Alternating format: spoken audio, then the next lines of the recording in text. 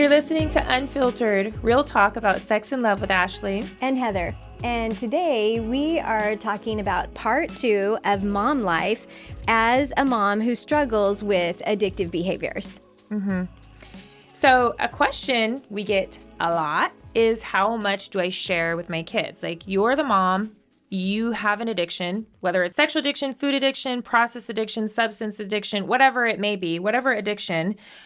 You're the struggling mom, and that can be really challenging to be navigating your own health and recovery while parenting, and depending on your kids' ages, how much do I share?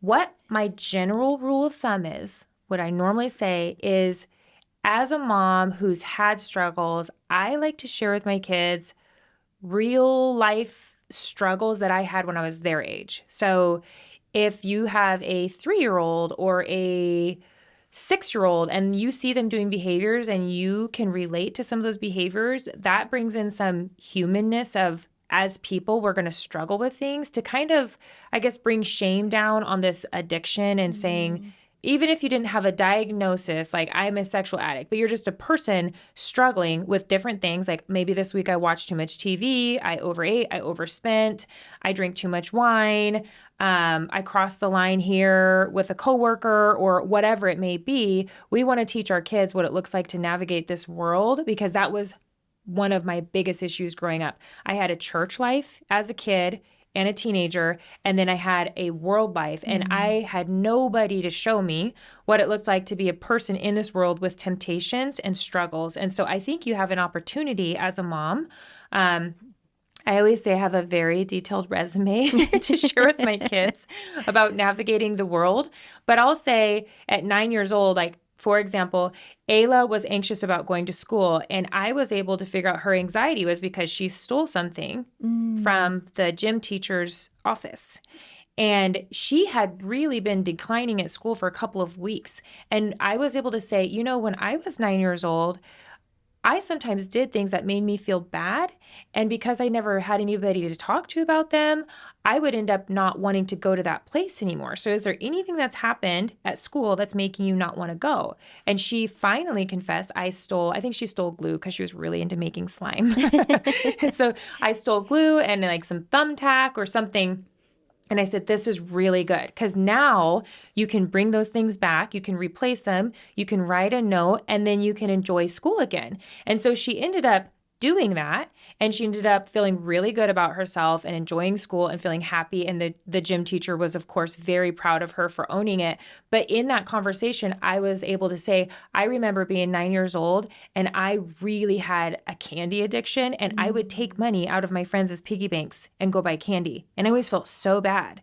So I know what it feels like to take things and have that be, you know, in you, that you've stolen something. And then especially when we go to church and you hear that it's really, really bad to steal, but just know I've been there too. And it was this really cool conversation. And I don't think my daughter has any more theft problems since then. But I was like, that was a good opportunity to share that. And then fast forward to a couple of years down the road, when she hit another age, I was like, oh, this is the age I started being really sexually curious with my friends. And so, and some things happened to me at this age. And so I was able to share with her, the reason why I don't like you to spend the night at places is because at this age, kids became very sexually curious, and then parents go to sleep. And a lot of times the kids are just unmonitored. The parents really aren't aware that this is going on. They think it's fine. And so she's listening to me.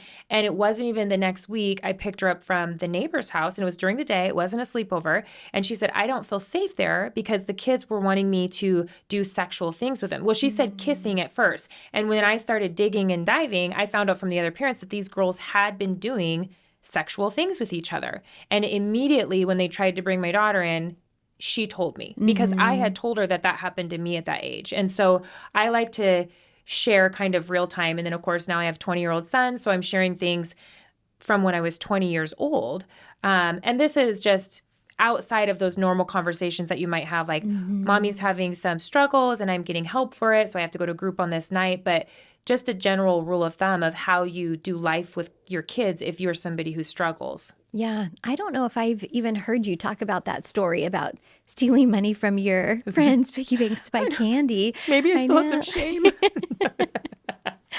I think think that is really, really important to talk with our kids. And I know that sometimes when we use the word even addiction, that sometimes has such negative connotation around it.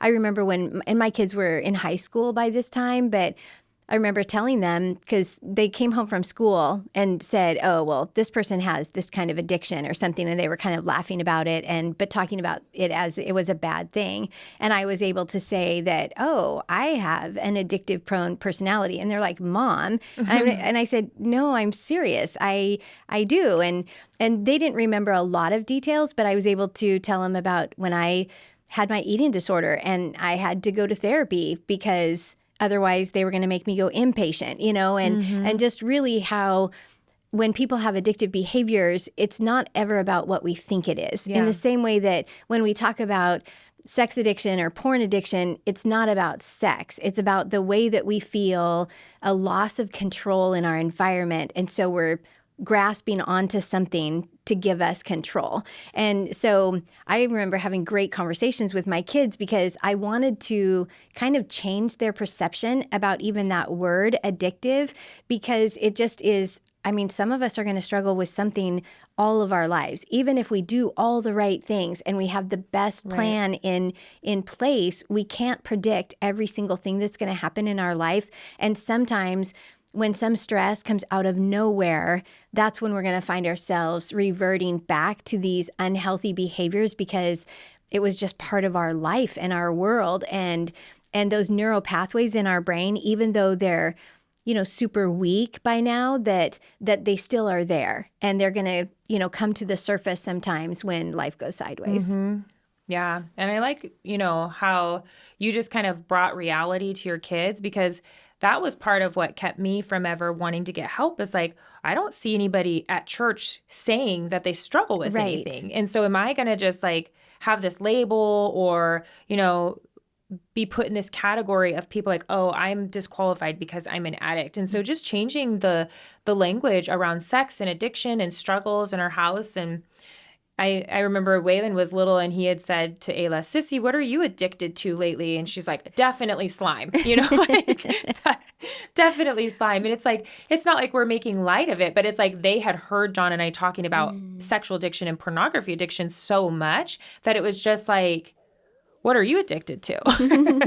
It's Oreos right now. It's slime right now. So the next question we have is, if I tell people about my struggles, will I look like a bad mom?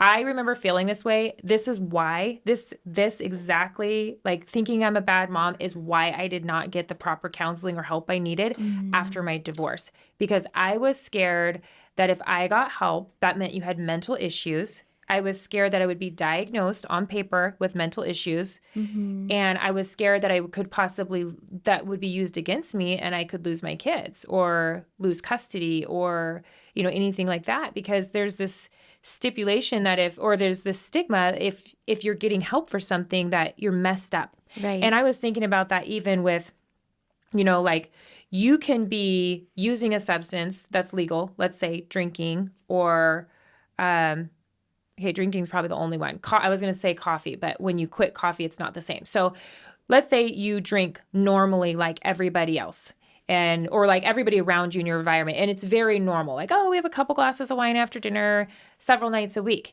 And then as soon as you're the one who says, I'm not going to drink anymore, then it's like, oh, you have a problem. Like, oh, is it because you have a problem? And it's like, and so that's the same way I felt about counseling. Like, I can be over here and be like, oh, I'm so stressed out. I'm sad. I'm feeling crazy after my divorce, or it's really overwhelming to be a single mom. But as soon as I would have stepped into counseling, then it's like, you're not strong enough to handle your life. You're not Christian enough to trust God with your life. You clearly need extra help. And so that's what I thought people would think about me. And unfortunately, some people do see counseling and help that way. But from our experience here at Pure Desire, the last 8.5 years, it's completely opposite. It's so healthy and it's so wise to reach out and say, I need help in this area. And really going through groups at Pure Desire the first time 10 years ago, when we started them in our church, that was the first ever experience I had where I was able to have a specific problem, reach out for help, and saw like so much growth and freedom from that problem. And so then the next time I had a problem, I was like, I need to research specifically for this problem. And that was my experience that opened the door, that getting help, counseling, support groups, having friends, and being honest about our struggles is actually healthy and freeing. Yeah, I know what you mean too about that perception of when you go to counseling or when you need therapy, that especially in the Christian community, there are times when it's like, oh, well, you have then a serious, serious problem. And I kind of felt that way myself when growing up in a very conservative Baptist Christian home, that, we don't do counseling. That was the message that I heard, my whole childhood. And then when I got to the point where I needed counseling, I either needed to go into counseling or the doctor was going to put me in an inpatient facility, And so with counseling, though, it really gave me so much insight and language and helped me even explain why it is that I do what I do, because that was the other thing, is that I didn't ever know. I mean, half the time we don't know what we don't know. And so counseling really just helped me to identify where my unhealthy behaviors were coming from and put language to that. And not only did it make me a better mom to go through that process, because everything that I was learning, I could teach my kids and say, oh, when I do this, I'm learning that this is why. And so if you guys can help me to, when you notice that I'm doing that and you can help me, that would be great. But it literally changed the language and the way we interacted in our family. And even more so that when I got counseling, it changed my relationship even with like my parents who were, first generation Christians. And they also had that same type of thinking, is that, oh, something must be really wrong if our daughter is going to counseling. But you know what? They totally embraced it. And it wasn't that I was making a choice that, okay, I'm just going to either choose, the church or I'm going to choose science and counseling. It really helped me to understand so much of what we're taught about the way that we should live and the life that God really intends for us. And I don't know, it just gave me great perspective, especially as a mom. Yeah, and I like how you've said in the past that, you needed help with your brain. Like your brain was broken and you needed somebody else to help you like figure everything out and see how things should go. And that's sometimes the place we get into. But if you think about it,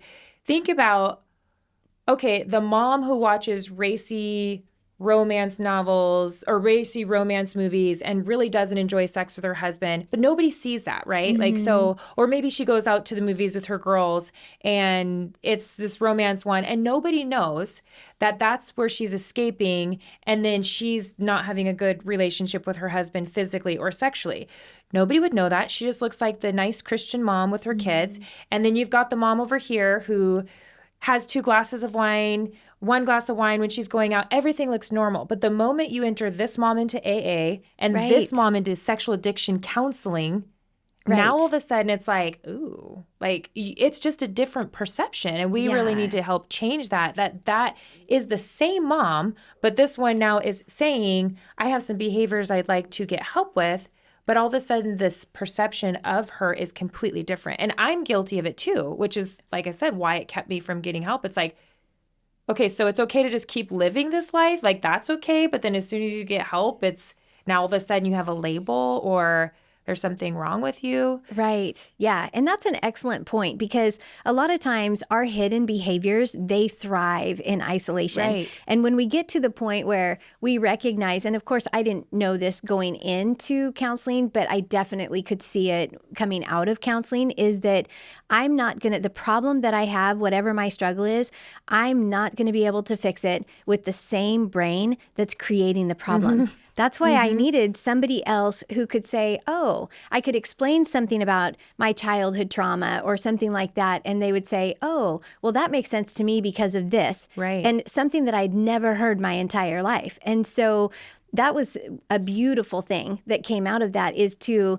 just recognize that when somebody seeks counseling, it's because they want they want help, and they want to change their behaviors, and they want to get better. It's not because they're broken beyond repair. It's because they recognize that I need help outside of what I can do for myself, and this is going to be something that is going to benefit me in the long run. Yeah, it's no different than hiring a personal trainer. Like, right. I want to improve this part of my life, and there's an expert out there that does this every day. Yeah, I know. I love that. So the next question we have is, how do I avoid hurting my kids while I'm in recovery? This one is, I think, just... Let me know when you figure... Thank you. This one is similar to what we've been saying, is just getting the help that you need, but also recognizing the way that maybe we either hide our behaviors, or we don't want to be honest about what we're struggling with, or even the idea that when we enter recovery, and this is what happens a lot of times, is because part of the recovery process is that we want to stop doing the things that we've been using to medicate our pain. Now we're moving forward with our life staying the same, but now we don't have our coping mechanisms. And sometimes that in and of itself makes it worse. Right. And so that's why I think that being in an Unraveled group, which is our curriculum for women who struggle with managing love, sex, and relationships, that it's really built into the curriculum that we give you that space and that time and other safe people that you can process these things with. And even if you, like during the week, maybe your group was on Tuesday and you get to Thursday or Friday and you're really struggling, then you can reach out to somebody in your group and say, you know what? I've been yelling at my kids all day and I feel horrible and they feel horrible and I can't seem to shake myself out of what's going on in my head. And then you have that support and somebody who's going to help talk you through what's going on so that then your next day can be better. Yeah, I have such a funny story when I was early on in my recovery and I was dealing with my anger. And I remember coming to a staff meeting and Dr. Ted, who's our founder at Pure Desire, was there, and I had said, and we were doing like a little check-in, and I said, well, I threw a shoe at the wall. And he was like, perfectly normal. And he didn't mean it was perfectly okay. He meant that what I was experiencing was not uncommon for somebody who's going through the recovery process. And then we had more discussion around that, and it was the first time a Christian person that I admire was saying, your behaviors are they're expected with what you're going through. And you're the poster child right now for recovery. And I was like, this is very freeing. It actually gave me freedom to heal more because I didn't have this layered shame and it broke me out of the shame cycle of this anger of like, I don't want to keep doing that. And that was really freeing. And so what I love about the groups is we're not going to let all of our emotions and feelings and stress pile up. We get to unpack it each week and we can make changes. We can course correct each week. And one of the running jokes when my teenagers were in the house is I would kind of say something rude or lash out or blow up. And then I'd go upstairs and their room was down in the basement.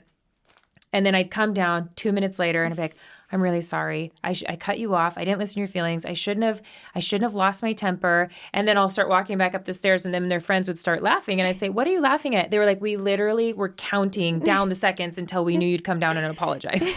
And I was like, so that was part of my rhythm. It was like, I would lash out on anger for a few years and then have this shame cycle. And then as I started getting in touch, I was like, okay, I still kind of lashed out, but at least I recognized this wasn't about you. This was about me. Here's why. I'm sorry. And then it turned into it just stopped happening, and it was really cool to see that progression and just be able to model that. And my husband and I would say we didn't ever have our parents model coming back and saying, I'm sorry, that wasn't you. I procrastinated on this project at work and I'm feeling stressed. And so when you asked me to do this, we never had that modeled for us. Yeah, and that's really amazing. That kind of is a great segue to our bonus question. So we have an extra question on this episode. And the question is, will I be able to raise secure kids when I'm such a mess? And I think that this is probably something that goes through every mom's head, not necessarily those who struggle, but I think all moms recognize that they bring some of their life experiences and some of their pain and their woundedness into the way that they parent.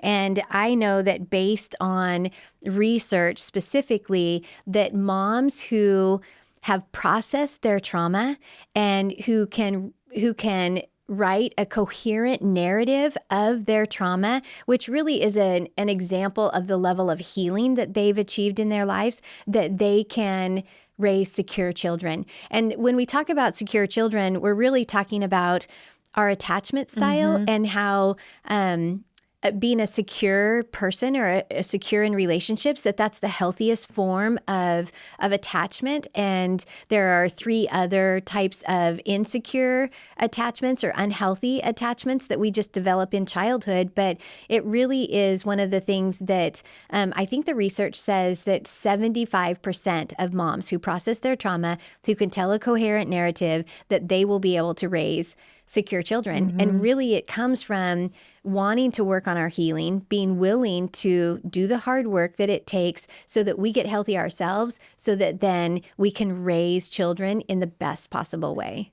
Yeah, and it's what's cool is that it's not about being perfect. It's not about not having problems, but it is about like owning what you need to own and not letting your stuff land on other people and making sure that your kids understand it. Like you're saying, they don't have to fill in the gaps. And what you said about the attachment, which we can put the attachment style quiz in the notes, is when you first introduced that to me several years ago, I took it in kind of 2 ways, but like earlier experiences versus now. And the cool thing is you can change that. And so the more that you surround yourself with secure people and you learn that style and you work on these behaviors, you can become more of a secure person, even if maybe you scored in one of the insecure categories, based on your upbringing or your life. And so even there's hope that we can become more secure, become more aware. And makes me think of when we're in the process of healing and we've recognized, because we hear this from parents of, we just entered into group or we've done counseling, but our kids are older, our kids are teenager, we feel like we messed them up. And parents will be crying or, after your conference will be like, I didn't hold my baby in the right arm or touch him enough. And I've had that, like I didn't breastfeed my twins and, all those things that make you feel like I screwed up so badly, or I so wanted them to be good kids that I was more rules driven than relational until they were about 10 years old. And I started learning how important the relationship was. And so I had this experience with Kairos where he always thought I didn't care about him. And I was just about to come to a conference and he had hurt his toe and he's like, it's broken. And I said, it's not broken. I'll look at it when I get back if it's still hurting. And he blew up and said, you don't care about me. And he went downstairs and I realized he's kind of right. Like I've always cared about him, but I don't know that I've always shown him how much I care about him. So I went downstairs and said, I think your brain is remembering those years where I was a single parent, where I was unhealthy and unaware, and I was struggling with betrayal and addiction, where I probably was very disengaged. And I bet that came across as not caring about you, but I've always loved you. I've always cared about you. And I'm sorry that I probably made you feel that way. And I wasn't healthy back then. And it was kind of like what your voice had said at one point. It's like, what are you talking about? Like you're all perfect and Christian. I'm like, I'm not. I'm so messy. And I'm the best one to help you through those things. It was just a really good moment where he cried and then I cried. And he never overreacted in a way like that about injuring himself, even though that was part of his pattern up until that moment. And so I think it was a really healing moment for us to just say, I probably screwed up in those early years when I was struggling with addiction. And that goes a long way. It does. And I think that what you're saying about, being a parent and we recognize really how much of the harm that we've done to our kids, not intentionally, but unintentionally through our own woundedness and brokenness, and just being able to remember that I can't go back and I can't fix what happened in the past. But what I can do is start today to make sure that I'm staying in relationship and staying connected and doing as much as I can do to make sure that the future relationship that I have with my kids is going to be an amazing thing. Thanks for joining the conversation today. And if we can think about it, we should be talking about it. So please send us your questions to unfiltered@puredesire.org. And if this episode was helpful, subscribe and share it with your friends.